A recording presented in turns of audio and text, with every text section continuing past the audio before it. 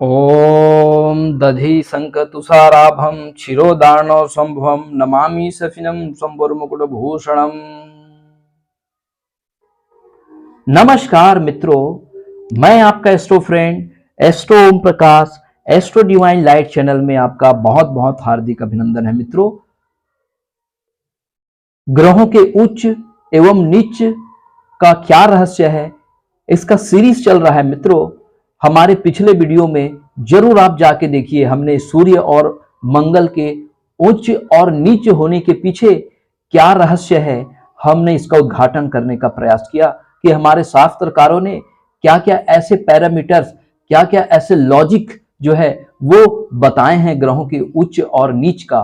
तो जरूर हमारा पिछला वीडियो जाकर आप देखिए। मित्रों, आज हम मन के कारक चंद्रमा के बारे में आज हम आपसे चर्चा करने जा रहे हैं कि शास्त्रकारों ने कौन से राशि में चंद्रमा को उच्च के रखे हैं और कौन से राशि में चंद्रमा को नीच के रखे हैं। जी हाँ मित्रों, आपको दृष्टिगोचर हो रहा होगा कि चंद्रमा जो है वो वृष राशि में उच्च के होते हैं और वृश्चिक राशि में चंद्रमा जो है वो नीच के होते हैं। एरो का साइन ऊपर जाते हुए जो दिखाई दे रहा है मित्रों, वो चंद्रमा के उच्चता को प्रदर्शित करता है और जो नीचे डाउनफॉल में जो एरो लाइन जा रही है वो चंद्रमा के नीचता को प्रदर्शित करता है। जी हाँ मित्रों, तो इसके पीछे शास्त्रकारों का लॉजिक था।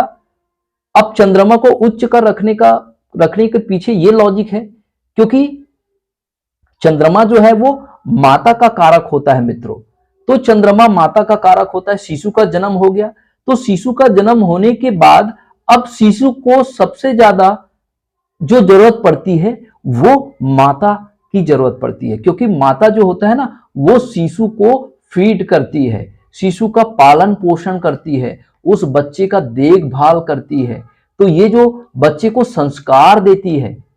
तो इसलिए ये जो सेकंड भाव होता है ना, इस भाव में माता के कारक ग्रह को उच्च के रखे गए हैं, क्योंकि हमारे कुटुंब को, हमारे परिवार को जो संचालन करने वाली होती है वो मां ही होती है। जो हमारे घर में, जो घर को संभालने वाली, जो सबसे विशेष जो पर्सन होते हैं वो हमारी मां ही है, क्योंकि शिशु का संपूर्ण देखरेख करने वाली, शिशु में संस्कार डालने वाली, शिशु का भरण पोषण करने वाली केवल मां ही होती है। इसलिए शास्त्रकारों ने यहाँ पर चंद्रमा को उच्च के रखे गए हैं मित्रों।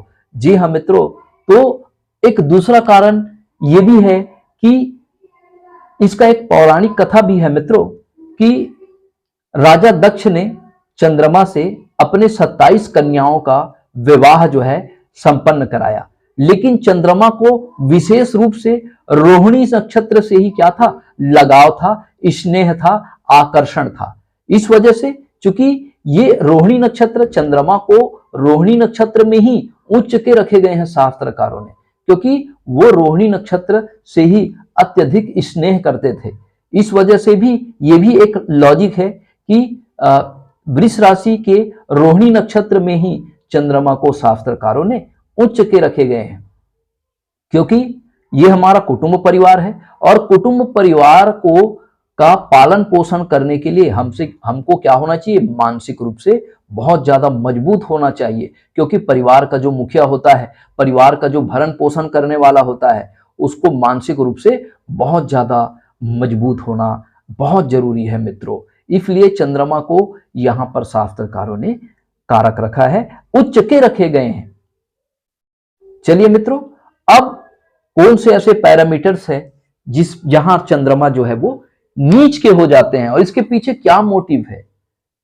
तो आप देख पा रहे हैं मित्रों कि कुंडली का जो अष्टम भाव होता है वो हमारे साधना का भाव होता है, ये हमारे स्ट्रगल का भाव होता है, लंबे समय से चलने वाली जो बीमारी होती है उसका भाव होता है, ये हमारे अपमान का भाव होता है, ये मृत्यु का भी भाव होता है मित्रों। तो चंद्रमा को शास्त्रकारों ने वृश्चिक राशि में ही नीच के रखा गया है। क्यों? क्योंकि ये दुख भाव है। काल पुरुष की कुंडली में अष्टम भाव को हम दुख भाव कहते हैं, और जब मन दुख भाव में जाएगा तो भाई दुखी तो होगा, क्योंकि ये कुंडली का सबसे मैलेफिक भाग होता है मित्रों। तो इस भाव में मन जो है वो क्या होता है, दुखी होता है। मैं एक और सुंदर सा उदाहरण मैं आपको देता हूं मित्रों।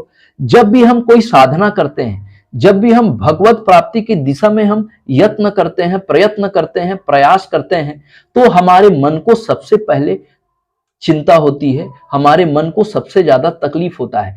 जैसे ही हम परमात्मा का स्मरण करते हैं, परमात्मा की भक्ति करते हैं, क्योंकि मन का स्वभाव है चंचलता, तो हमारा मन जो है परमात्मा की भक्ति में, वो साधना में वो नहीं लगता, इसलिए मन को साधना पड़ता है। तो साधना इतना आसान नहीं है मित्रों, क्योंकि हमारा मन जो है वो चंचलता होती है। हमारे मन में अगर एक भी मनोविकार है तो हमें साधना में सिद्धि प्राप्त नहीं हो सकती, क्योंकि ये हमारा जो भाव होता है वो हमारा डीपेस्ट लेवल का भाव होता है। तो इस कारण से मन जो होता है वो चंचलता की वजह से वो भगवत प्राप्ति में हमें क्या होता है, विलंब होता है। यदि हम मन को साध लेते हैं, क्योंकि मन को इसलिए यहाँ पर शास्त्रकारों ने नीच कर रखा है, इसके पीछे एक और बहुत बड़ा रहस्य है मित्रों, क्योंकि ये हमारा मूलाधार चक्र का भाव होता है।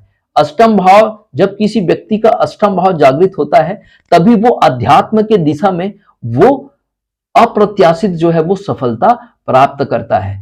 क्योंकि मन की प्रकृति है कि मन को हम अगर कोई काम दे देंगे तो मन उस काम से बचता है, मन अपने जवाबदारी से बचता है, क्योंकि मन की प्रकृति होती है, क्योंकि मन की प्रकृति होती है चंचलता। तो उसी चंचलता के कारण हम जब कोई काम करते हैं तो उस काम में हमको प्रसिद्धि या उस काम की सिद्धि जो है हमें प्राप्त नहीं हो पाती। इसलिए परमात्मा की दिशा में जब भी हम प्रयास करते हैं तो सबसे पहले जो रोड़ा है वो हमारे मन, और मन में ही तमाम प्रकार के मनोविकार पाए जाते हैं मित्रों। तो जब तक हम इस मन में उत्पन्न होने वाले मनोविकार को जब तक हम नहीं जलाएंगे, जब तक उसकी तिलांजलि नहीं देंगे, जब तक हमारे मन से उसको नहीं हटाएंगे, तब तक हमारा मन उस साधना में नहीं लग सकता, उस कुंडली जागरण की प्रक्रिया में हमारा मन जो है वो नहीं आ सकता। क्योंकि जिस काम को हम पूरे मन से करते हैं उसी काम में हमको सफलता प्राप्त होती है। क्योंकि मन की प्रकृति चंचलता होती है, मन चंचल प्रकृति की होती है, इसलिए मन को एकाग्र करना परम आवश्यक होता है। इसलिए शास्त्रकारों ने अष्टम के चंद्रमा को के बारे में कहा गया है कि हमें मन को साधना है, और जब तक हम मन को नहीं साधेंगे तब तक हमारे अंदर ज्ञान की प्राप्ति नहीं हो सकती मित्रों, भगवत कृपा नहीं हो सकती मित्रों। इसलिए शास्त्रकारों ने वृश्चिक राशि में मन के कारक चंद्रमा को नीच के रखे गए हैं। अगर हमारा ये प्रयास आपको पसंद आता है मित्रों तो इस चैनल को लाइक करिए, शेयर करिए, सब्सक्राइब करिए मित्रों, और निश्चित रूप से उन सभी देवज्ञों तक इस ज्ञान के जो महासागर है उसको जरूर उनको गोता लगाने के लिए कहिए मित्रों, क्योंकि हमें मोती तभी मिल सकता है, चंद्रमा रूपी मोती तक हम तभी पहुंच सकते हैं जब हम उस ज्ञान रूपी समुद्र का हम गोता लगाए, हम उस तह तक जाए और उस ज्ञान रूपी मोती को आत्मसात करके हम अपने इस जीवन रूपी जो गाड़ी है उसको हम सफल बना सके, उसको हम परमात्मा के मार्ग में चलते हुए मोक्ष की दिशा में हम उसको ले जा सके, ताकि हमें इस जीवन में जिस उद्देश्य से हम इस जीवन में आए हैं उन उद्देश्यों की प्राप्ति हमें हो सके। मित्रों, आपने अपना कीमती समय हमारे इस चैनल को दिया। परमात्मा आपको खुश रखे, स्वस्थ रखे, आनंदित रखे, आपकी मनोकामना पूर्ण करे। इसी शुभ और मंगल कामनाओं के साथ फिर से नए ऊर्जा के साथ, नए उत्साह के साथ हम बुध ग्रह के बारे में, बुध ग्रह की उच्च राशि और नीच राशि के बारे में आपको बताएंगे मित्रों। तो इसी तरह हमारे चैनल से जुड़ी रहिए। आपका बहुत बहुत साधुवाद, बहुत बहुत धन्यवाद, प्रणाम, नमस्कार मित्रों।